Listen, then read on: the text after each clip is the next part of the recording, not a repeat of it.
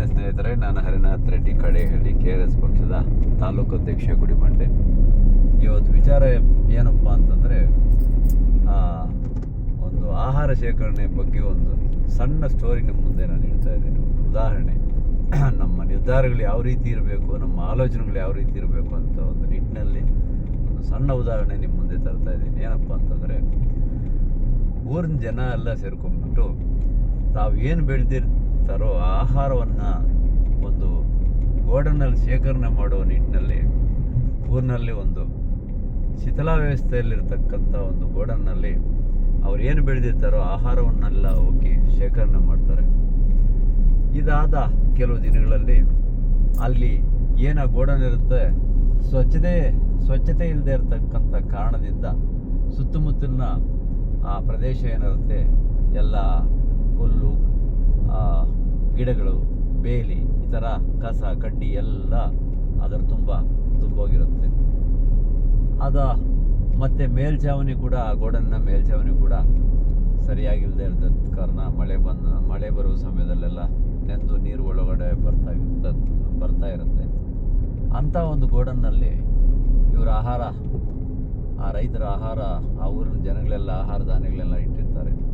6 ದಿನಗಳ ನಂತರ ಆ ಏನು ಗಲೀಜಿರುತ್ತೆ ಸುತ್ತಮುತ್ತಲಿನ ಹೆಗ್ಗಣ, ಇಲಿ, ಹಾವುಗಳು, ಚೇಳುಗಳು ಇಂಥವೆಲ್ಲ ಹೋಗ್ಬಿಟ್ಟು ಆ ಗೋಡನ್ನಲ್ಲಿ ಸೇರ್ಕೊಂಡ್ಬಿಟ್ಟಿರುತ್ತೆ. ಅದೆಲ್ಲ ಏನು ಅಕ್ಕಿ ಧಾನ್ಯಗಳು, ದವಸ ಧಾನ್ಯಗಳಿರುತ್ತೆ ಎಲ್ಲ ತಿಂದುಬಿಟ್ಟು ಅಲ್ಲೇ ಗಲೀಜು ಮಾಡಿಬಿಟ್ಟು 1-2 ಎಲ್ಲ ಮಾಡಿ ಅಲ್ಲೇ ಗಲೀಜು ಮಾಡಿಟ್ಟಿರುತ್ತೆ.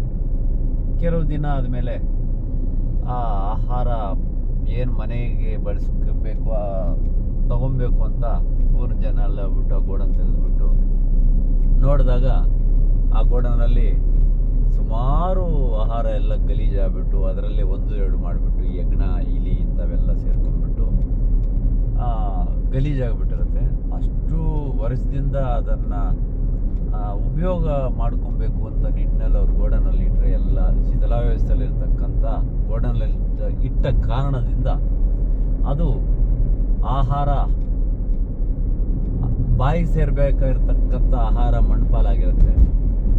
ಈ ವಿಚಾರ ಏನಕ್ಕಪ್ಪ ಈ ವಿಚಾರ ನಾನು ತಿಳಿಸ್ತಾ ಇದ್ದೀನಿ ಅಂತಂದರೆ, ಇದೇ ರೀತಿ ನಮ್ಮ ನಿರ್ಣಯಗಳಿಂದ ಇಡೀ ನಮ್ಮ ಸರ್ಕಾರ, ರಾಜಕೀಯ ವ್ಯವಸ್ಥೆ ಹದಗೆಟ್ಟೋಗ್ಬಿಟ್ಟು ಹೆಗ್ಗಣ, ಇಲಿ, ಈ ಥರ ಅಸಮರ್ಥರು, ಅಯೋಗ್ಯರು, ಗೂಂಡಾಗಳು, ದೊಡ್ಡ ದೊಡ್ಡ ಕಂಪನಿಗಳ ಶಾಮೀಲಾಗ್ಬಿಟ್ಟು ಇವತ್ತು ನಮಗೆ ಏನು ಫಲಾನುಭವ, ನಮಗೇನು ಸೇರಬೇಕಾಗಿರೋಂಥದ್ದೆಲ್ಲ ಅವ್ರ ಹೆಗ್ಗಣಗಳ ಥರ ಇರ್ತಕ್ಕಂಥ ಅವಿವೇಕಗಳಿಗೆ ಪಾಲಾಗ್ತಾ ಇದೆ.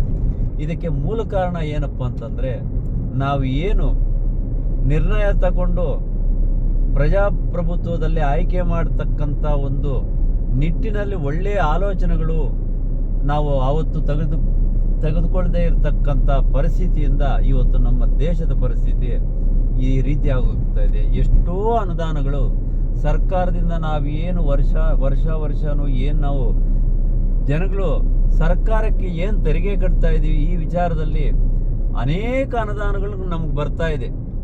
ಹಳ್ಳಿ, ಗ್ರಾಮ, ಪಟ್ಟಣ ಪಂಚಾಯಿತಿ, ಇಡೀ ರಾಜ್ಯದಲ್ಲಿ ಎಲ್ಲ ಕಡೆನೂ ಏನು ಅನುದಾನ ಸಿಗ್ತಾ ಇದೆ, ಸರಿಯಾದ ಒಂದು ನಿಟ್ಟಿನಲ್ಲಿ ಜನಗಳಿಗೆ ಸಿಗ್ತಾ ಇಲ್ಲ ಅಂತ ಒಂದು ವಿಚಾರವಾಗಿ ನಾನು ಇವತ್ತು ನೊಂದು ನಿಮ್ಮ ಮುಂದೆ ಈ ವಿಚಾರ ತಿಳಿಸ್ತಾ ಇದ್ದೀನಿ.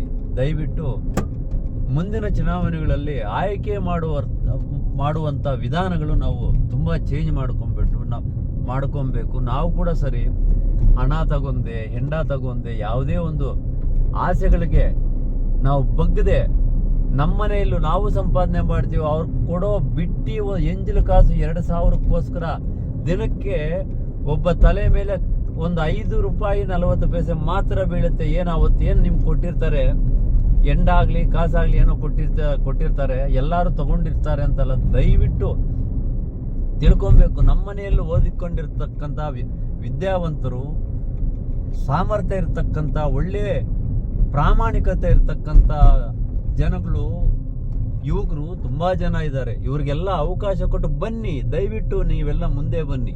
ಯುವಕರೇ, ನಮ್ಮ ಕರ್ನಾಟಕ ರಾಷ್ಟ್ರ ಸಮಿತಿ ಪಕ್ಷದ ವತಿಯಿಂದ ನಾನು ಮಾತಾಡ್ತಾ ಇದ್ದೀನಿ.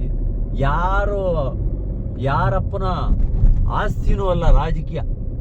ಹುದ್ದೆಗಳು ಯಾರಪ್ಪನ ಆಸ್ತಿನೂ ಅಲ್ಲ. ದಯವಿಟ್ಟು ದುಡ್ಡೇ ಇಟ್ಕೊಂಡ್ಬಿಟ್ಟು ನಾವು ಬಂದು ರಾಜಕೀಯದಲ್ಲಿ ಅಯ್ಯೋ ನಾವು ಅವರು ಅಷ್ಟು ಕೋಟಿ ಖರ್ಚು ಮಾಡ್ತಾರಂತೆ, ಇವ್ರು ಇಷ್ಟು ಕೋಟಿ ಖರ್ಚು ಮಾಡ್ತಾರಂತೆ, ನಾವು ಅವ್ರ ಮುಂದೆ ನಾವು ಯಾವ ಲೆಕ್ಕ, ನಾವು ಗೆಲುವು ಸಾಧಿಸ್ತೀವಿ ಅಂತ ಭಯ ಯಾವತ್ತೂ ಬೀಳ್ಬೇಡ್ರಿ. ನಾವು ಹೇಳ್ತಾ ಇದ್ದೀವಿ, ಪ್ರಾಮಾಣಿಕತೆಯಿಂದ ಜನಗಳ ಮುಂದೆ ಬಂದಿರುವಂಥ ಒಂದು ಪಕ್ಷ ಯಾವುದಪ್ಪ ಅಂತಂದರೆ ನಮ್ಮ KRS ಪಕ್ಷ. ನಮ್ಮ ರಾಷ್ಟ್ರ ಈ ಪಕ್ಷವನ್ನು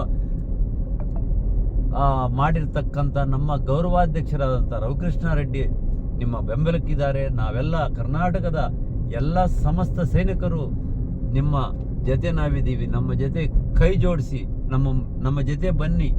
ನಿಮಗೆ ಏನೇ ಕಷ್ಟಗಳಿದ್ರು, ಕಚೇರಿಗಳಲ್ಲಿ ಯಾವುದೇ ನಿಮಗೆ ಅನ್ಯಾಯ ಆಗ್ತಾ ಇದ್ರು, ನಾವು ಮುಂದಾಗ್ತೀವಿ, ನಿಮ್ಮ ಜೊತೆ ನಾವಿರ್ತೀವಿ. ಅದರ ವಿಚಾರಗಳು ಪ್ರತಿಯೊಂದು ನಾವು ನಿಮ್ಮ ಮುಂದೆ ಇಡ್ತೀವಿ. ಯಾವುದೇ ಒಂದು ಅನ್ಯಾಯ ಆಗಲಿಕ್ಕಾಗಲಿ, ರೈತರಿಗೆ ಅನ್ಯಾಯ ಆಗಲಿ, ಜನಗಳಿಗೆ, ಸಮಸ್ತ ಕರ್ನಾಟಕ ರಾಜ್ಯದ ಜನತೆಗೆ ಅನ್ಯಾಯ ಆಗಲಿ ನಾವು ಬಿಡಲ್ಲ. ನಾವು ನಿಮ್ಮ ಮುಂದೆ ಯಾವಾಗಲೂ ಇರ್ತೀವಿ. ದಯವಿಟ್ಟು ಮುಂದೆ ಬನ್ನಿ ಯುವಕರೇ.